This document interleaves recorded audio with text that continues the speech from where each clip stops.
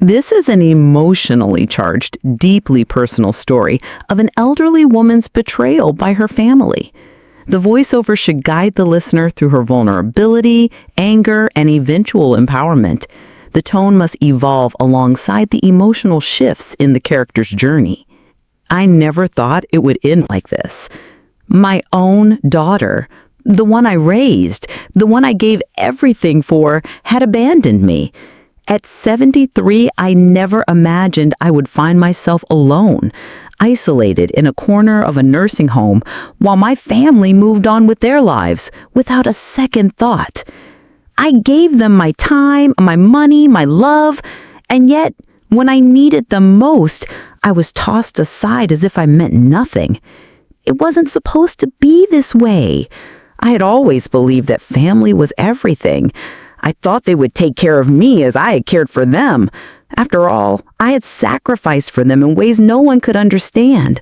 But now, I found myself sitting in a sterile room, the smell of antiseptic in the air, wondering what went wrong. I had thought I would die in my own home, surrounded by the love I had built. Instead, I was left to rot in this place, discarded by the people who should have loved me most. The consequences of this betrayal were not only emotional, they were financial. The money I had worked my whole life to save, the funds I had poured into my children's education, their homes, their lives, were now slipping away. My daughter had taken everything she could get from me, and my son? He was too busy with his own life to even notice that I was gone. The inheritance I had worked so hard to build was being wasted. And when I called, desperate for help, they would barely return my calls. But this story is not one of endless sadness.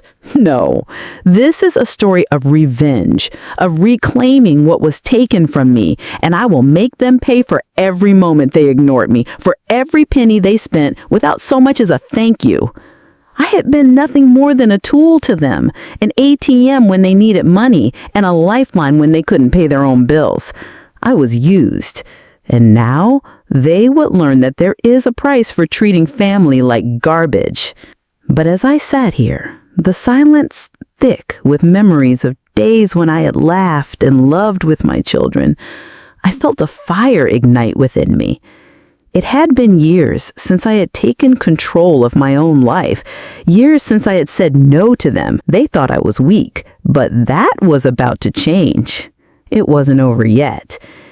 If you're watching this, I'm sure you felt something similar, been abandoned by the people you thought would always have your back.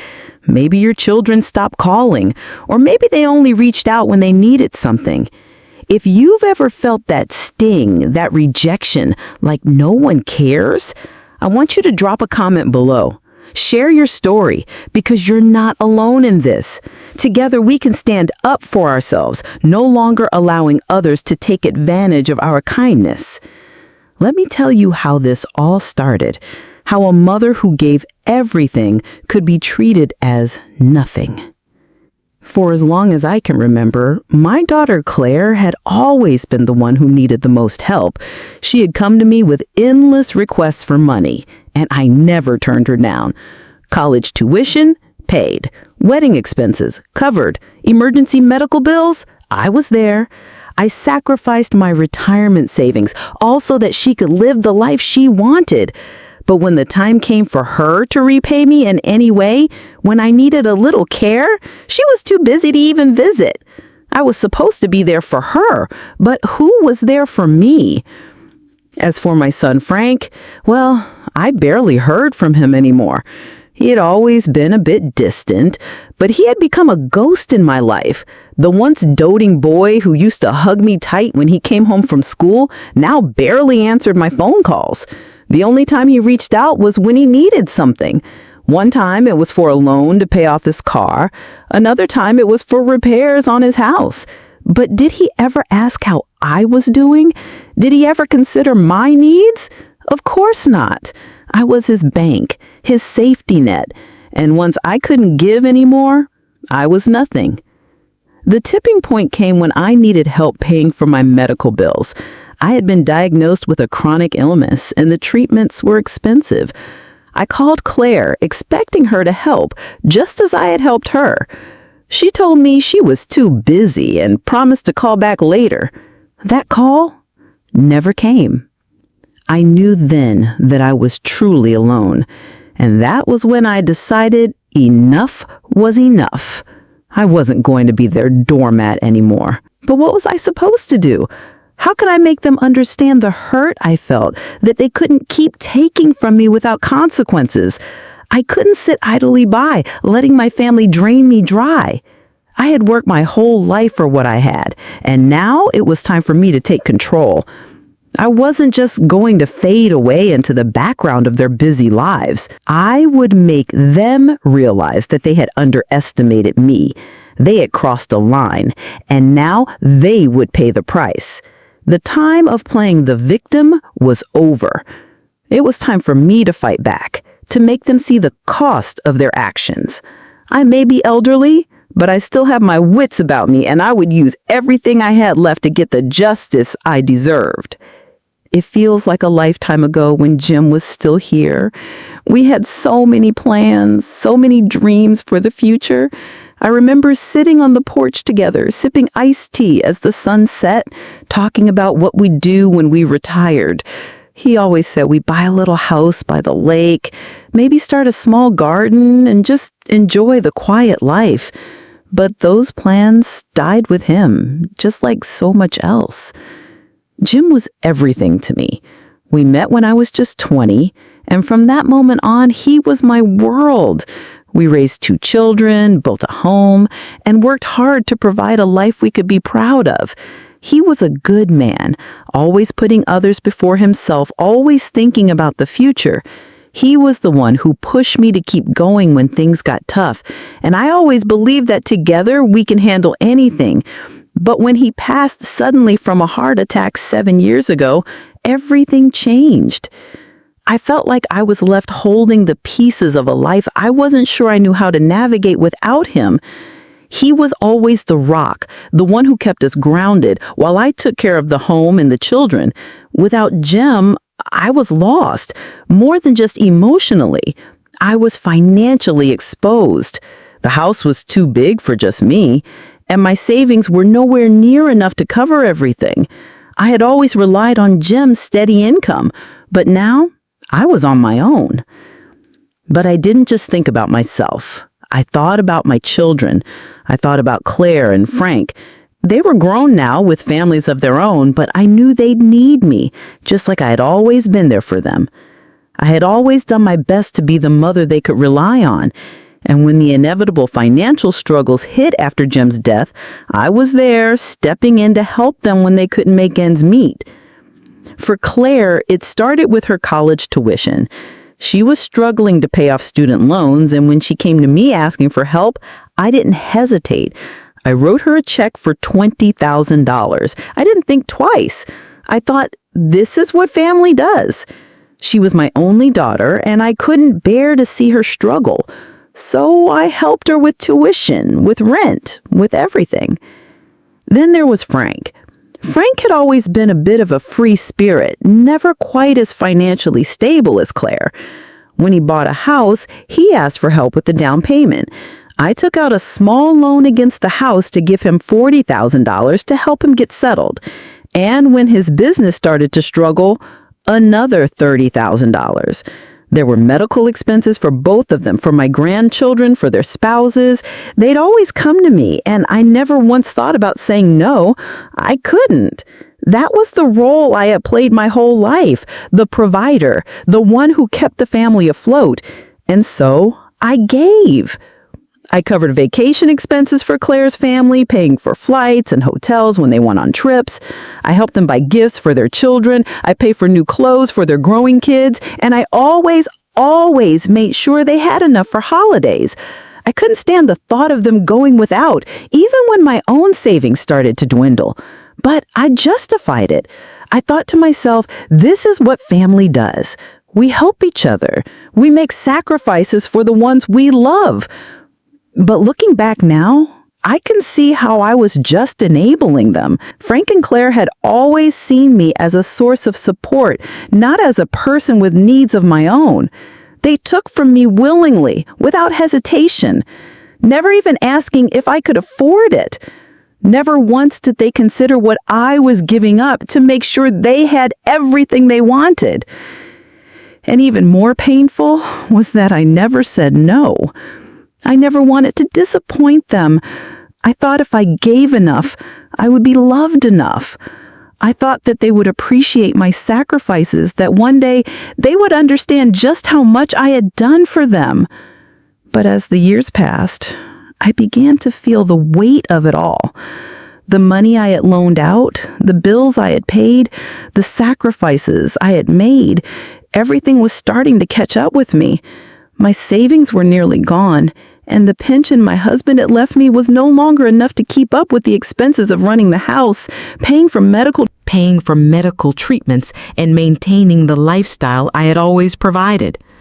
I kept asking myself, why isn't anyone stepping in to help me? Why am I still the one who has to give? The signs of mistreatment had been there for years, and I had ignored them. Claire started visiting less often, her calls became more distant, and she began to make excuses when I asked for her help. Frank was no better. Every time I needed something, a repair in the house, help with paperwork, he would say he was too busy and would promise to come by, but never did. The more I gave, the less they seemed to care. I ignored it, though. I convinced myself that they would come around, that eventually they would see what I had done for them. But they didn't. One of the hardest moments came when I needed help after a fall. I had injured my hip and was unable to move around much. I called both Claire and Frank, and neither one answered. I left messages, sent text, nothing. I waited for them to show up, but when they finally did, it was days later, and only Claire came by briefly. She dropped off some groceries and left saying she had other things to do. It felt like a slap in the face. And still, I didn't say anything. I told myself, they're busy. They have their own lives to live. But deep down, I knew something was wrong. I could feel it, like a creeping realization that I had been taken advantage of, used for everything I could give. They were my children, and I had loved them with everything I had. But they had no love for me in return. Not the way I had hoped, not the way I had given. The last straw came when I needed help paying for a medical treatment. The bills were piling up and the insurance didn't cover it all. It was a big ask, but I called Claire, knowing she had the means to help. But when I asked, she told me she just couldn't at that time. I felt my heart sink. It was like she had no idea how much I had sacrificed for her. It was the final wake-up call. I had been used, manipulated, and taken for granted, but I wasn't going to let it continue. It was a Sunday evening when it happened. The day had started like any other, with me nursing a cup of tea in my kitchen, watching the world through the window as the sun dipped lower in the sky. I had always loved those quiet moments, the ones I shared with my thoughts. But that evening, I could feel the tension tightening in my chest, the weight of everything. The years of sacrifice, the disregard, the isolation seemed to settle on me all at once. Claire was supposed to be here. She promised she would come by for dinner. I had spent the afternoon preparing her favorite meal, baked chicken, mashed potatoes, and the apple pie she used to beg me to make every Christmas. I had done everything I could to make it special, just like the old times, when she was still my little girl, when family meant something. But now, it felt like I was chasing a ghost of what once was. When 6:30 rolled around, I began to worry. Claire hadn't called, hadn't shown up. By 7 o'clock, I couldn't ignore the sinking feeling in my stomach. I tried calling her cell, then texting her, asking if she was still coming. No response. It wasn't like her to be this late without at least letting me know. I waited, and I waited, By 8 o'clock, I was sitting in the dark, half-eaten dinner on the table before me when my phone buzzed. It was a text from Claire. "Sorry, Mom, I can't make it tonight. We're at Tom's family house for dinner. I'll call you later." A knife of hurt pierced through my chest. The emptiness, the reality of what I had been ignoring for so long hit me hard.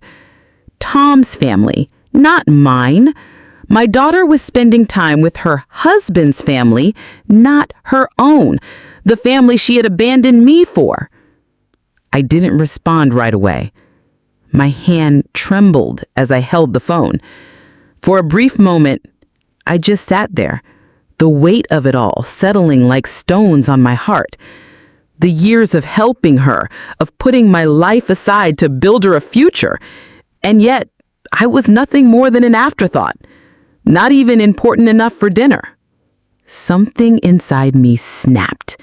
The hurt, the years of quiet sacrifice, the endless hours I had spent giving them everything I had, it all came flooding to the surface. The betrayal was no longer something I could ignore or hide. It was right there, in my face, loud and clear.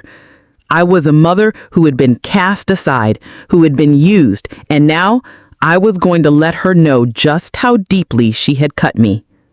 I stood up, my heart pounding, and dialed her number again. This time, she answered after a few rings. "Mom?" Her voice was casual, almost distant. "What's up?" "Claire," I said, my voice trembling but firm. "We need to talk." There was a pause on the other end, and I could hear the hesitation in her voice.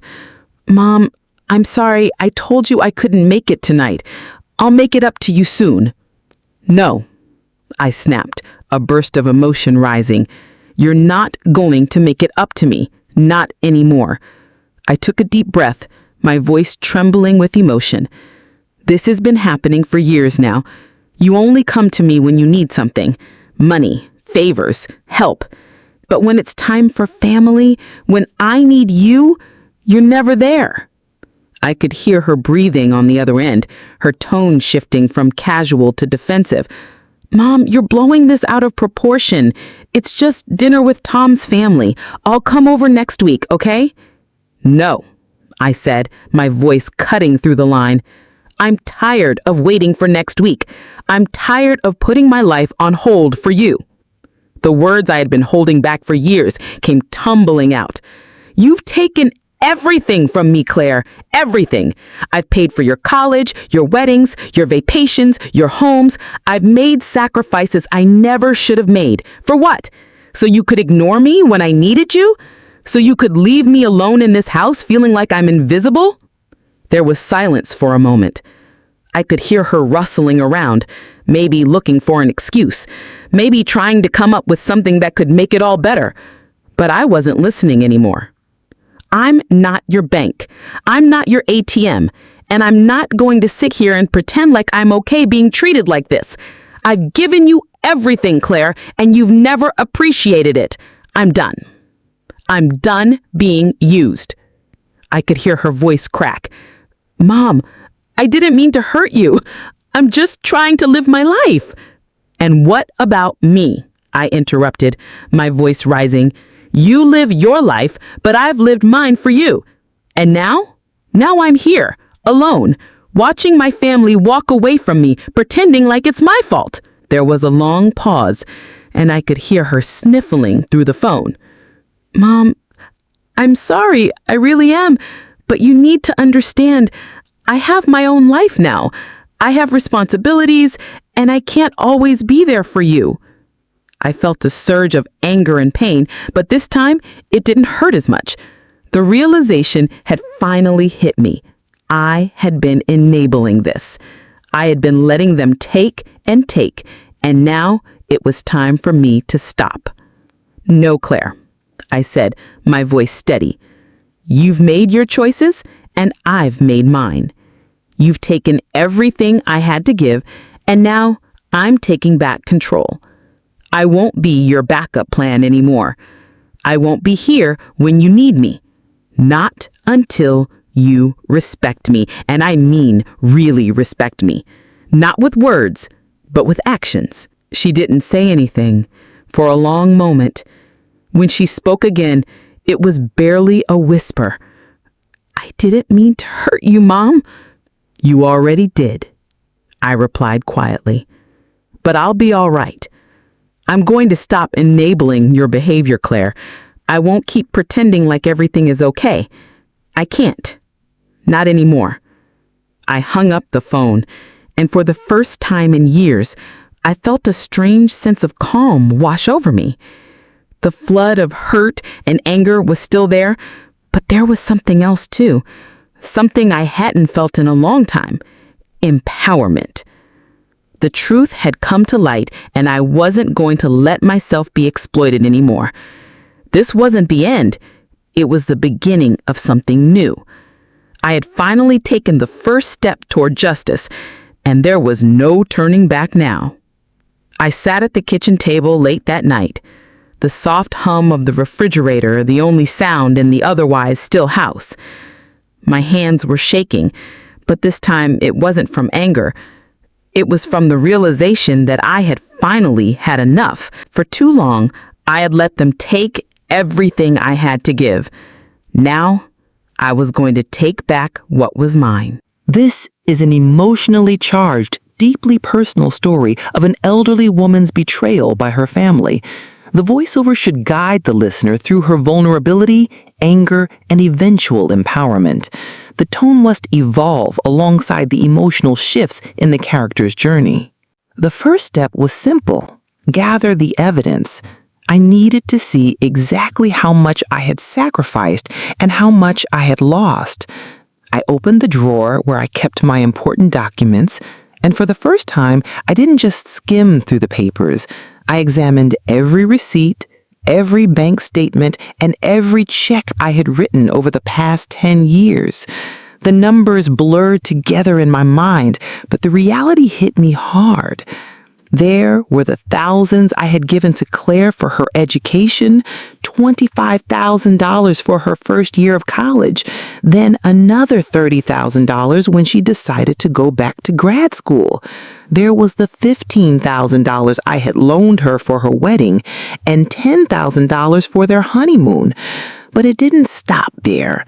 I had paid for the house she bought with her husband, and when they couldn't afford the mortgage, I took out a second mortgage on my home to help them cover the payments. Then came the medical bills. Claire's youngest was born with health complications, and I contributed $20,000 to cover the costs. I never once questioned whether I could afford it. I just did it because I loved her. But it wasn't just Claire. Frank, too, had benefited from my generosity. He needed money to start his business, and I handed over $40,000 without a second thought. When he asked for more, I didn't hesitate either. I gave him another $15,000 to cover some personal debts he'd accrued. He never asked for help with the emotional toll I was paying, though. I had put myself in debt for them, and what had I received in return? Nothing but silence when I needed them most. The more I dug through the receipts, the more I saw the pattern. It wasn't just the money, it was the emotional manipulation. They always knew how to ask for what they wanted. Claire would call me with that soft, pleading voice, telling me how difficult things were. Frank would pull the "I'm struggling to make ends meet" routine whenever he needed cash. And I always fell for it. I gave and I gave until there was nothing left to give. But now, as I stared at the mountain of paperwork in front of me, I realized how deeply they had manipulated me. It wasn't just about financial exploitation, it was emotional abuse. They had guilt-tripped me into feeling like I was the one who wasn't doing enough. They had convinced me that their happiness was my responsibility, and when I couldn't give anymore, they abandoned me. It wasn't just the immediate financial burden that had taken its toll. It was the years of emotional neglect that had slowly chipped away at my soul. How had I let this happen? I had spent my life thinking that love meant sacrifice, but now I saw that love had been a one-way street, and I was the only one paying the price. It was time for a change. I knew that if I was going to reclaim control, I needed to protect what was left. I needed to secure my assets, my home, my future. And so I began researching legal avenues. I spent hours online reading about estate laws, elder rights, and financial protections for people like me, people who had been exploited by their families. The more I learned, the more determined I became. I contacted a lawyer who specialized in elder law, and after a few phone calls, I made an appointment. The lawyer was sympathetic but blunt. Your children have been taking advantage of you, and you've allowed it. You have the right to protect yourself, he said. It's going to be hard, but you can take steps to secure your finances, and if you want, you can set up legal boundaries that they cannot cross. His words were both a relief and a wake-up call. I had been so focused on my family's needs, on keeping the peace, that I had neglected my own. But now I was ready to take action. The lawyer explained how I could change my will to protect my assets and how I could set up a trust that would prevent my children from accessing any money without my permission. He even suggested that I make a list of boundaries, things I would and would not tolerate, from financial requests to personal space. I felt a flicker of hope, a spark of something I hadn't felt in years: control. The next step was the hardest. I had to confront my own feelings. It wasn't just about money or property. It was about protecting my dignity. I had been so afraid of confrontation, so afraid of losing them completely, that I had let them walk all over me. But now I saw that I didn't have to choose between them and myself. I could choose both, but it would take strength and it would take action. I sat down and made a list of everything I had lost, everything I had given.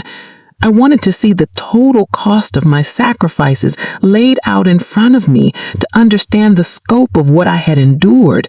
It wasn't just about the financial toll, it was the emotional toll. My health had suffered. I had worked myself into the ground, all for the sake of their comfort. And when I finally needed something in return, they weren't there. Claire's neglect was the worst of it. I had always been there for her through every struggle, every heartache. And when I needed her, she was too busy, too wrapped up in her own life to care. Frank, too, had become a stranger, only showing up when he needed something, but never offering help when I asked. The emotional cost was incalculable. And then there was the physical toll. My health was failing. I had taken care of everyone else, but no one had taken care of me. But now, I was taking care of myself.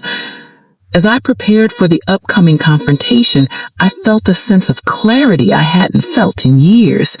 I had done all I could. Now it was time for them to see the consequences of their actions. They had exploited me for too long, and I was done. The morning after my conversation with Claire, I knew that the moment of change had arrived. I had spent years supporting my children, sacrificing my time, my finances, and even my own health for their well-being. But as I stared at the bills on my kitchen table, the stack of unpaid medical bills that I had ignored for months, I felt something stir inside me, a sense of resolve that I hadn't known I was capable of. That afternoon, I sat down at my computer and logged on to my bank account. I had been paying for my children's expenses, Frank's mortgage, Claire's rent, their countless requests for money, all without question. But now I was done. I had to stop enabling their behavior. I clicked through to the joint account, the one where they both had access, and with a sharp breath, I clicked transfer. It wasn't just a small amount that I moved either. I moved everything I could, every penny I had in that account. I transferred it to a new private account, one where they had no access. Then I logged onto the mortgage provider site and canceled the automatic payment to Frank's home. I watched as the screen flashed, confirming that the payment would no longer go through. It was done. Next, I turned to Claire's bills. She hadn't asked me for money recently, but I had been covering the small things, her utilities, a loan she'd taken out, even her gym membership. I couldn't do it anymore. I called each service provider and canceled the automatic payments, one by one. When they asked for a reason, I simply said, "I no longer can support these charges. Please discontinue the service." As the confirmation emails came through, I felt a strange mixture of emotions, nervousness, relief, and a deep, growing sense of empowerment. It was done. I had taken control of my life, my finances, and my future. It felt like a weight had been lifted off my shoulders, even though I knew what was coming. The first call came a few hours later. It was Claire. "Mom, what is going on? Why did you cancel everything? Why didn't you talk to me first?" Her voice was frantic, a sharp contrast to the calm I was trying to maintain. I could feel the old tug of guilt, but I refused to let it sway me. I had made my decision, and I'm not going back. "I've given you everything I have, Claire. You've taken from me for years, and I can't do it anymore." "But Mom, I don't understand. We've always been able to count on you. What are we supposed to do now? How am I supposed to pay my bills?" "You'll figure it out, Claire," I said, my voice steady. "I've given you everything I could, but I'm not going to be used anymore. I'm done." I hung up before she could say anything more. I knew what would come next. The attempts at manipulation, the guilt trips, the promises to change. I wasn't interested in hearing them anymore. Less than an hour later, Frank called. His voice was tight with anger. "Mom, what the hell is going on? I just checked the account. What did you do?" "I did what I should have done a long time ago, Frank," I replied. "You've both been taking advantage of me for years, and I'm done." "Mom, don't do this," he said, trying to control his temper. "You can't just cut us off. We're family. We're your children." I could hear the desperation in his voice, and for a moment, I almost felt sorry for him. Almost, but I pushed the feeling aside. I had been his lifeline, his financial cushion for so long, and where was he when I needed him? Nowhere to be found. "I am your family, Frank," I said, my voice firm, "and that's why I'm doing this. I'm not going to keep enabling you anymore. You've got to stand on your own 2 feet. You both have taken from me, and now I'm taking control of my life." The silence on the other end of the line was deafening. Then, just as I had expected, the manipulation started. "Mom, I don't have anyone else to turn to. If you don't help me now, I don't know what I'm going to do." "Figure it out," I said, the words coming out easier than I expected. "I've given you enough, and you've taken it for granted." With a click, the call ended. I sat there for a few moments, letting the silence settle around me. The initial rush of empowerment began to fade, replaced by a quiet realization this was just the beginning. The consequences of my actions were starting to unfold, and I knew the family wasn't going to take this lying down. As I sat there, I could already feel the weight of their retaliation building. They would fight to get back what they thought was rightfully theirs, but I was prepared for it. I had been their doormat for too long, and now I was standing up for myself. I was done being their fallback, their ATM, their emotional punching bag. I knew the emotional toll this would take, not just on me, but on my entire family. But I also knew that this was the only way for me to reclaim my dignity, to stop the cycle of exploitation and manipulation that had controlled my life for so long. The next few days passed in a blur of texts and phone calls. Claire begged. Frank pleaded. They both tried to manipulate me into reverting to my old ways, but I remained firm. There was no going back. The first immediate consequence came when I noticed Frank's business started to suffer. Without the money I had been sending him, he was unable to keep up with the payments on his business loans. His suppliers began cutting him off, and his employees grew restless, wondering if the business was going to fold. Claire, too, was struggling. Her bills piled up, and I could hear the strain in her voice when she called, asking for help with her rent. But this time, I didn't give in. The satisfaction of seeing them struggle, knowing that they were beginning to understand the consequences of their actions, was bittersweet. It wasn't that I enjoyed seeing them suffer, it was that I finally felt a sense of justice. They had manipulated me for so long, and now they were feeling the weight of their actions. The first attack came through social media. It was subtle at first, a simple post from Claire disguised as a heartfelt reflection on family with a thinly veiled message aimed at me. The post read, "Family is everything. I don't know how some people can just walk away from it all. We give so much, and yet when we need them the most, we're left in the cold." It was posted on a Sunday afternoon, in the middle of what should have been a peaceful weekend. She tagged me in the post, as if making sure I knew it was meant for me. I stared at the screen, my fingers trembling on my phone as I read it over and over. My chest tightened, and my stomach churned. The post wasn't just a cryptic message, it was an accusation, and it was aimed squarely at me. For the first time since I had begun to make the tough decisions, I felt the sting of what was coming. This wasn't just about money or power anymore. This was personal. But it didn't stop with one post. Claire began sharing more stories, painting a picture of a mother who had abandoned her children and turned her back on everything they had done for her. The narrative she created was so far from the truth it almost didn't seem real, yet it was spreading like wildfire. Frank, not to be outdone, joined in. He shared his own post full of love and loss and sacrifices made by family members who truly care. There was no mention of the money I'd given them, no acknowledgement of the years I spent in service of their happiness. The post came faster and faster, and soon the people who had once been my neighbors, my friends, people who had seen me give everything, started to look at me differently. They were hearing only one side of the story, and it wasn't mine. The community I had spent decades building began to turn. Claire and Frank had manipulated the narrative so well that it was no longer about the money or the broken promises. It was about me, the villain. I was the one who was selfish, the one who had no right to treat family this way. They painted me as cold, uncaring, as someone who had betrayed them.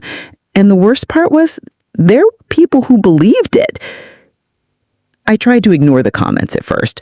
I told myself it didn't matter, that these people didn't know the truth, that I didn't need their approval. But the lies, the manipulation, the public humiliation, it started to wear on me. I could feel the walls closing in. At the grocery store, I would pass by familiar faces and they would turn away. Friends I had once shared holidays with now avoided eye contact. One day, I overheard two women gossiping about me. One of them whispered, "Did you hear about Jane? She's cut off her own kids. Who does that?" The other woman responded, "I heard she's doing it to get back at them."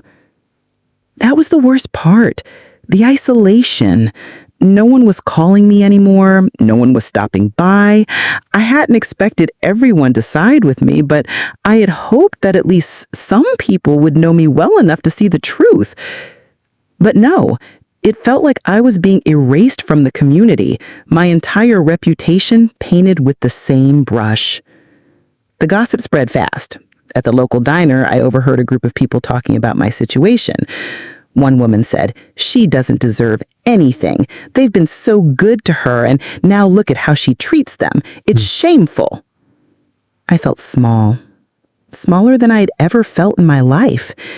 Here I was, a woman who had worked hard her whole life, who had done nothing but give, and now I was the one being vilified. It wasn't just about the financial exploitation anymore. It was about my character, my dignity, and it was being torn apart. As much as I hated it, I couldn't ignore the pain anymore. I wanted to crawl into a hole, to hide away from the world that had turned on me. I thought about calling Claire, reaching out, maybe finding some way to fix things. But I stopped myself. I had made my decision, and this was the price I had to pay. What happened next was no surprise. Claire and Frank both began to manipulate the people around me, pulling them into their web of lies. They called people I had known for years, trying to make them feel sorry for them. She's lost her way. She's not the woman she used to be. This isn't the mother we knew. And then there was Frank, calling old friends of mine, telling them that I had abandoned him, that I'd cut him off at his most vulnerable. He made it seem like I was the one who had turned my back on him, when in reality, it had been the other way around. I had tried to help him, to be there for him, but he'd never reciprocated. I couldn't escape the feeling of betrayal, the feeling that my entire life had been one big lie. The people I had trusted, the family I had raised, were turning the world against me. It was like everything I had ever known had been flipped upside down. But as I sat in my living room one night, the weight of it all pressing down on me, I realized something. They could spread all the lies they wanted. They could manipulate the community, turn people against me, and ruin my reputation. But there was one thing they couldn't take from me. They couldn't take my truth. They could lie about me all they wanted, but I knew who I was, and I knew what I had done for them. It was time to stop being the victim and start being the person who reclaimed her life. I wasn't going to let them destroy me. It was time for the world to know the truth. The day of the confrontation arrived like a storm on the horizon, inevitable, and yet I wasn't entirely sure I was prepared for what would come. The town hall was packed, the low murmur of voices filling the air as I enter. The space was familiar. Years of town meetings, community events, holiday dinners, all held here. But today it felt different. Today I was walking into a battleground I had called the town meeting. It was my right, after all. I had the support of a few people who believed in me, who had seen the lies and manipulation up close. But most were still on the fence. I couldn't blame them. Claire and Frank had done a great job of spinning their version of the truth, and I knew the audience was mostly on their side. They had spent months crafting a story of me as a selfish, cold-hearted mother, someone who had thrown her children aside. But I was about to show them the real story. As I stepped up to the front of the hall, I could feel the eyes on me. Curiosity, judgment, suspicion. My heart raced, but I knew I couldn't back down. Not now. Not after everything that had happened. I cleared my throat and addressed the crowd. Thank you all for coming. I know there have been many rumors swirling around, and I've spent the past few weeks trying to figure out the best way to address them. I'm here today to set the record straight. Claire and Frank sat in the front row, their eyes darting between each other. Claire's face was a picture of feigned concern, while Frank looked angry, his arms crossed defensively across his chest. They hadn't expected this. They hadn't expected me to fight back. But I was done letting them dictate the narrative. I set a large binder on the table in front of me and opened it slowly, making sure everyone could see. For the past several years, I have supported my children financially, emotionally, and in every way I could. I've given them everything I had, hoping that they would appreciate it, that they would understand my sacrifices. But instead, I've been manipulated, lied to, and taken advantage of. I have the documents to prove it. I reached for the first set of papers. This is the bank statement from my joint account with Claire, I said, holding it up for the room to see. Over the course of the last 5 years, I've transferred over $75,000 to her for her rent, her bills, and various other requests. And yet, when I needed help, when I was struggling with medical expenses, she was nowhere to be found. I paused for a moment to let the information sink in. The room was silent. The audience's eyes flickered between me and Claire, who was starting to look uncomfortable. I could see the tension in her shoulders. Now this, I continued, pulling out another document, is a list of the loans I gave to Frank for his business. $50,000 over the years, all to keep his business afloat. And in return, what did I get? A son who couldn't be bothered to help me when I needed it most. The room shifted slightly, a few heads nodding as they began to understand what I was saying. But I wasn't finished. I also have emails, I said, pulling out a series of printed messages. Emails where Claire and Frank both begged for money, played on my emotions, and guilt-tripped me into giving them more than I could afford. And here, I said, presenting another document, is the evidence of the medical bills I paid for Claire's children. $20,000 for medical expenses. Did anyone ever ask how I was doing? No. The room was now buzzing, whispers filling the space as people began to realize the scope of what I had been through. I wasn't just telling a story, I was exposing a pattern. With each document I presented, each piece of evidence that shattered their carefully constructed narrative, I could feel the power shift. For so long, I had been the victim, the one who had been cast aside and forgotten. But now, I was reclaiming my dignity. I am not here to paint myself as perfect, I said, finally looking directly at my children. I know I made mistakes. I let you both take advantage of me. I allowed you to guilt me into doing things I should never have done. But that ends now. I am done being used. I am done enabling behavior that is not only unfair, but destructive. I could see Claire's face flush, her eyes flickering with a mix of guilt and rage. Frank's jaw was tight, his hands clenched into fists, but neither of them said a word. I continued, everything I've done for you has been out of love, but love should not come with a price. I shouldn't have to give up my own well-being to take care of you, and I won't do it anymore. The tension in the room was palpable. The crowd, which had been uncertain, was now shifting. They could see the truth. They could see the years of exploitation, the endless manipulation, and slowly I saw their perception change. Claire finally dropped her head, tears starting to form in her eyes. I'm sorry, Mom. I didn't mean for things to get this bad. She looked at Frank, then back at me. We were wrong. I was wrong. The room was silent, and I could see that the tide had turned. The audience, who had been skeptical, was now beginning to shift their loyalty. They could see the pain in my eyes, the hurt that had been buried for so long, and they could see the manipulation in Claire and Frank's eyes. Justice had been delivered. It wasn't perfect, but it was cathartic. I had exposed their lies. I had stood up for myself in a way I never had before. The days after the confrontation felt like a whirlwind. The community, once divided and unsure, had now firmly sided with me. The tide had turned, and the people who had witnessed the confrontation began to rally behind me.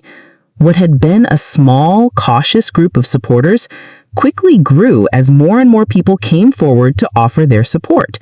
Word spread fast in our town, and I could see the shift happening. Claire and Frank's actions were no longer being tolerated. At first, it was small things. Neighbors who had been avoiding me, who had been hesitant to get involved, now stopping by with kind words and encouragement. You did the right thing, one said as I walked my dog one afternoon. Another woman who had watched the family grow over the years gave me a soft smile as we bumped into each other at the local cafe. I'm sorry you had to go through all that. You've always been a good person, and they took advantage of you. I'm proud of you for standing up for yourself. It was all a bit overwhelming, For years, I had been the one to give, to pour out my time, my money, my heart into everyone else's life while I neglected my own. Now, finally, people were acknowledging that. But what struck me the most was how many people were coming forward to say that they had seen through the facade, the manipulation, the lies. They had watched Claire and Frank take and take, always expecting more, and they knew the truth. Still, there was a lingering sense of discomfort. People whispered behind my back, wondering what would happen next. But those who had stood by me from the beginning now stood by me even more fiercely. They saw the truth, and the power of my actions seemed to be echoing through the community, rippling outward like the quiet but powerful waves after a storm. However, the backlash my children faced was immediate and harsh. Their social destruction had begun, and it wasn't pretty. Claire's social circle, once full of friends and acquaintances, quickly evaporated. People who had once been her close confidants began to distance themselves. Invitations to dinner parties, holidays, and social events were pulled away, and those who had once admired her started to openly criticize her. Frank's business suffered just as quickly. Without my financial backing, he was unable to keep up with his debts. The creditors began to knock at his door, and soon, his employees, who had been loyal for years, began to leave in droves. The suppliers who had once bent over backward to accommodate him were now cutting him off. I overheard one of his former clients talking at a local store about how they could no longer do business with him. The guy can't even keep his finances in order, they had said. He's too busy making excuses and pointing fingers. Who can work with that? It was a hard pill to swallow, but it was also a bitter satisfaction. They had caused me so much pain, and now they were feeling the weight of their actions. Even their financial consequences couldn't escape the public eye. Frank had been forced to sell the house I had helped him buy. Claire's credit score, once pristine, was now in tatters. She couldn't afford to pay for the things I had always covered for her. The loan that had once been a gift from me now loomed over her, and the bank's calls became more frequent. As for me, I felt a sense of relief that I hadn't known in years. For the first time in a long time, I wasn't waking up with a gnawing feeling of guilt. I wasn't wondering how I could possibly manage to make ends meet while keeping my family's expectations of me intact. I was free, at least in some ways. The financial burden was lifted, and I was no longer carrying the weight of their manipulation. But there was still a sense of emotional exhaustion, a weariness that ran deep in my bones. The emotional toll of the battle had left me drained. I had fought hard for what I knew was right, but it had come at a cost. I had lost so much over the years: time, health, love. And as much as I had won, there was still a part of me that grieved what I had given away. It wasn't long before my phone rang again. I didn't recognize the number at first, but when I picked up, I knew immediately who it was. It was Claire. "Mom, we need to talk," she said, her voice low and filled with a mixture of frustration and guilt. I took a deep breath. "I don't think we have anything left to talk about, Claire."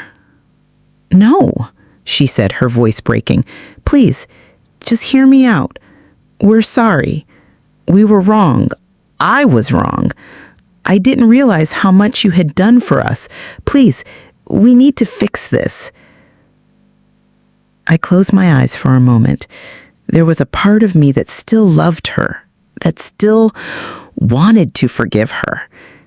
But I knew now that forgiveness could not come easily. It could not come without change. "I've heard this before," I said, my voice steady.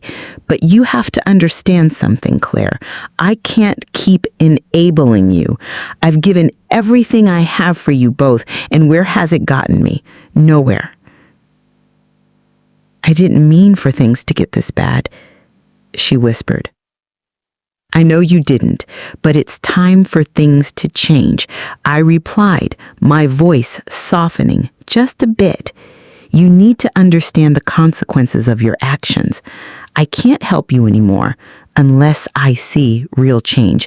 Until then, I'm drawing a line. I've set my boundaries, and I need you to respect them." There was a long silence before she finally said, "I understand. I'll do better, Mom. I promise." I didn't know if I could ever fully trust her again. I didn't know if I could ever be the same mother I had been. But I did know this. I was no longer living my life for them. I had my own life to live now. Frank, too, would call. His attempts at reconciliation were just as filled with excuses and promises. But I stood firm. I didn't let their guilt trips sway me. The boundaries had been set. And now, the long-term consequences were about to unfold. The months following our confrontation were a whirlwind. I had braced myself for the consequences of my actions, isolating myself from my children, setting boundaries that felt as cold as they were necessary. But what came after was more than just a broken family. It was a slow, painful unraveling of everything they had built on the foundation of my sacrifices. Claire's life started to fall apart within weeks. With the money I had always provided cut off, her bills piled up quickly. The loans she had taken out from the bank, the credit card debts, and the lifestyle she had built, all of it came crashing down. Her credit score, once pristine, plummeted. She couldn't afford to pay for the things I had always covered for her. The loan that had once been a gift from me now loomed over her, and the bank's calls became more frequent. Frank wasn't any better off either. His business, which had been relying heavily on my financial backing, was no longer sustainable. The employees who had once been loyal started leaving as he was no longer able to pay their salaries. His suppliers, who had once given him favorable terms, turned their backs. The family business that had been built on a string of debts was now on the brink of bankruptcy. He had no choice but to sell off assets to pay for what he owed. The house he lived in, the one I had helped him buy, was seized by the bank. It was a painful irony. He was forced to start over with nothing, just as he had when he first came to me, asking for help. Both of them had learned too late that there was no more safety net, and for the first time in years, I felt a twisted satisfaction. I didn't want them to fail, but the reality was they had never learned how to stand on their own. They had depended on me for everything, and now, without me, they were facing the consequences of their actions. I didn't feel vindictive, though. I felt relief. A strange, quiet relief that I wasn't the one carrying the weight anymore. It wasn't just their finances that crumbled. It was their relationships, too. As Claire's debts mounted, her husband, Tom, started pulling away. The strain of trying to maintain a life they couldn't afford was too much for their marriage to survive. Frank's friends, the ones who had once admired him for his business ventures, began distancing themselves as well. They saw his failure, and they didn't want to be associated with it. My children were left to face the consequences of their own choices, alone.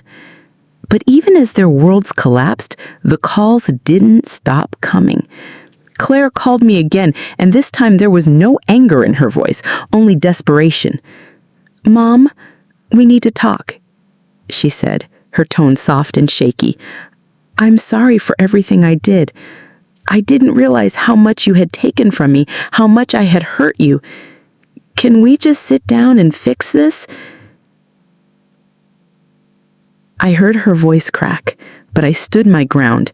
I had already made my decision, and this time I wasn't going to be swayed by guilt or emotion. I know you're sorry, Claire, but apologies aren't enough anymore.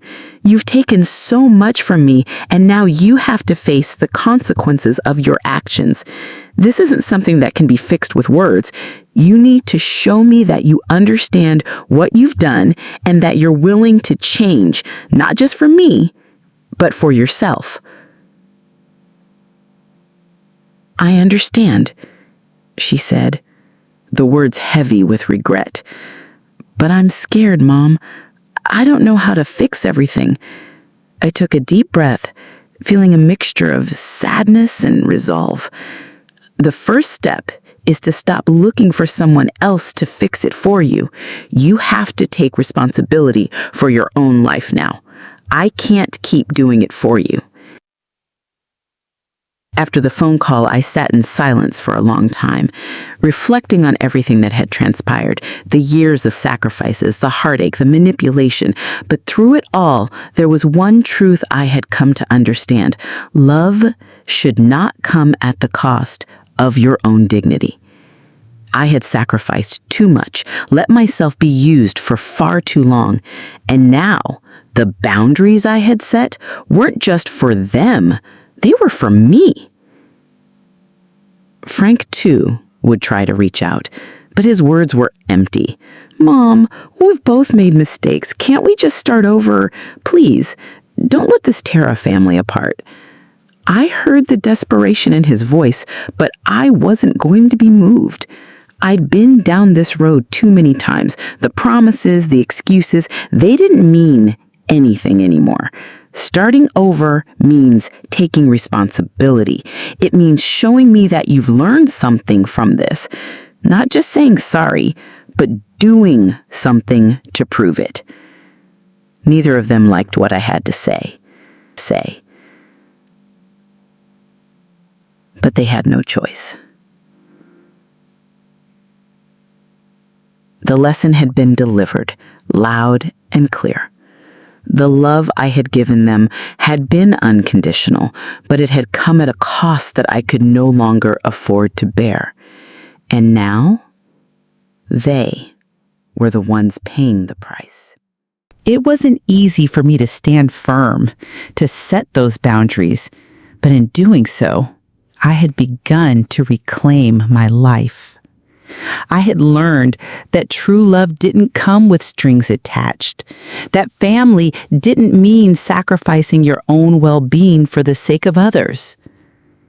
As for Claire and Frank, they would have to find their way, just as I had to find mine.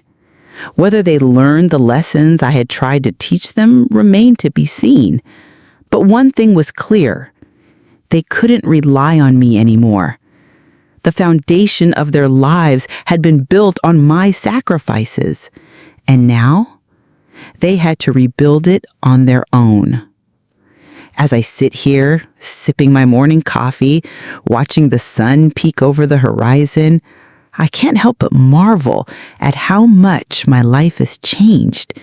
It feels surreal, honestly, to be living in this newfound peace, this freedom that I fought so hard to reclaim. The house is quieter now, more serene.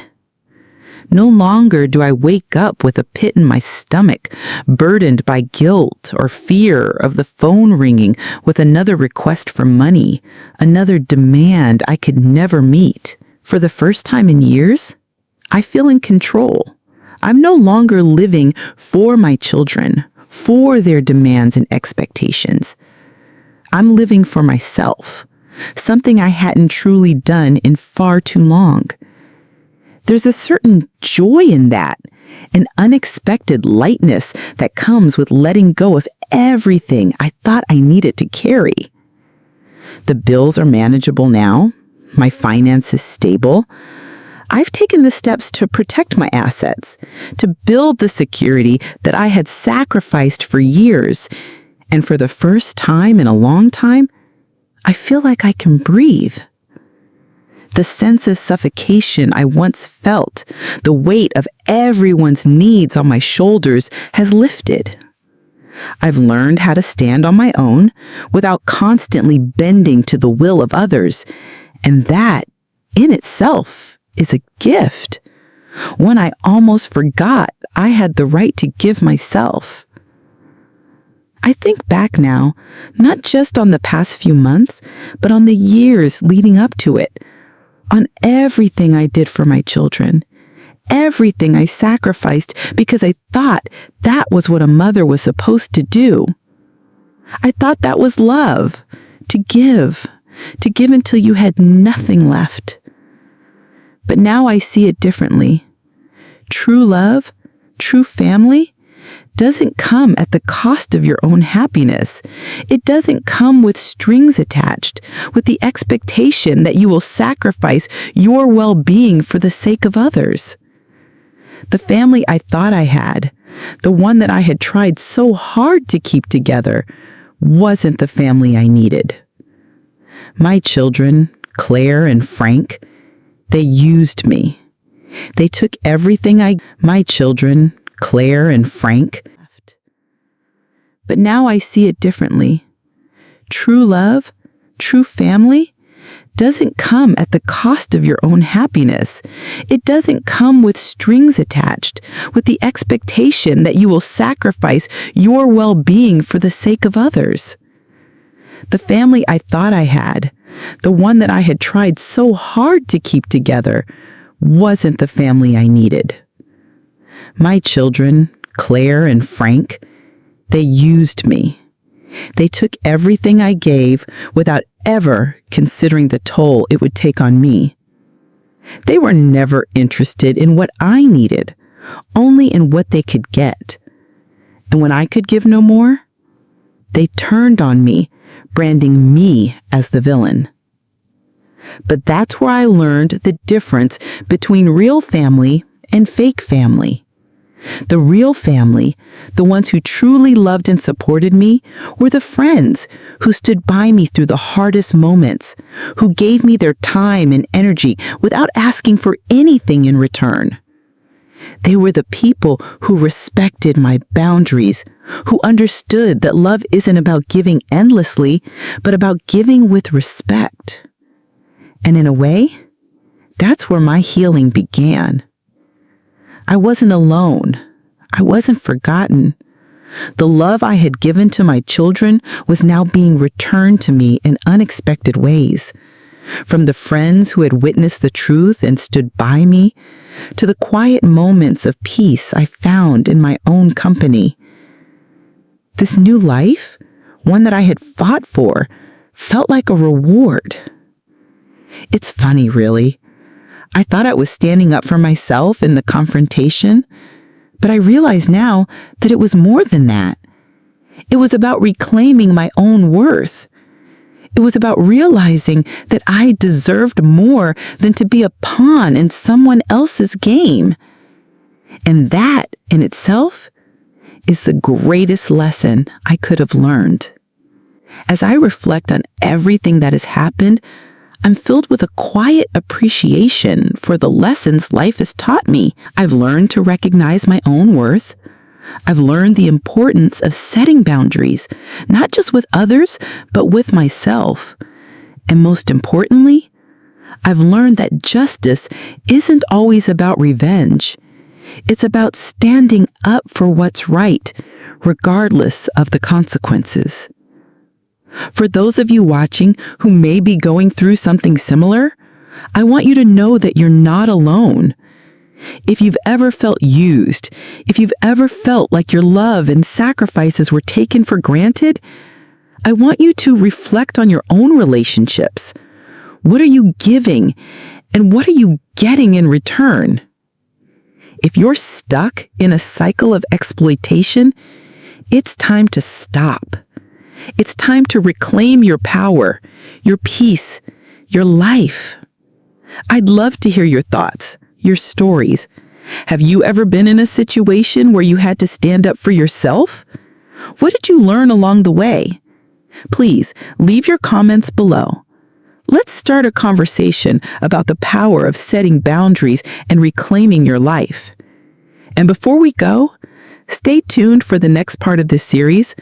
There's so much more to come, more stories, more lessons, and more about the power of standing up for yourself, no matter what life throws at you.